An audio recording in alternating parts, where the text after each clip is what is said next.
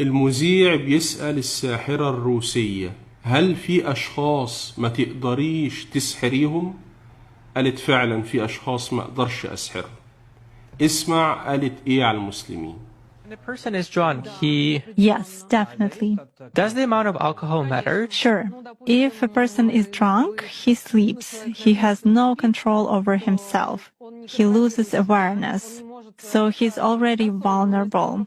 Basically, alcohol lowers vibrations instantly, then it is easier to work. It is easier to attach an entity, and it is easier to take possession of a person's mind.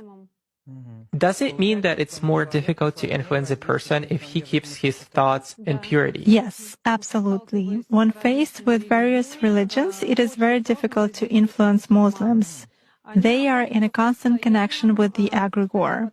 They do namaz every day and read prayers on a daily basis. They are constantly under some kind of a dome, so it is very difficult to influence them. When you start impacting a person, he begins to address in a prayer.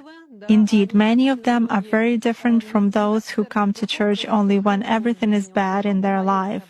They come to pray, and then for 5 years they forget about God, some canons, and so on. Muslims, as a rule, passionately believe and passionately give energy to their egregore, and this egregore protects them very well. That's why it is very difficult to work to make any kind of influence on a true Muslim believer. Is this some kind of a good egregore? Well, for them, yes. This egregore is good for adepts who contribute good energy to it. How do you sense it? For instance, you have found an energy trace of such person. What's next? Do you try to drag him somehow to visualize this threat and you fail? Or how do you do that? It disappears. I cannot get a grip on it. I focus on it, but something immediately knocks me out of the flow, just like that. Or I visualize a person in front of me clearly and can affect him even at a mental level, but some image is not created in my mind at all. I even look at a photo, reproduce an image, but it vanishes from my mind.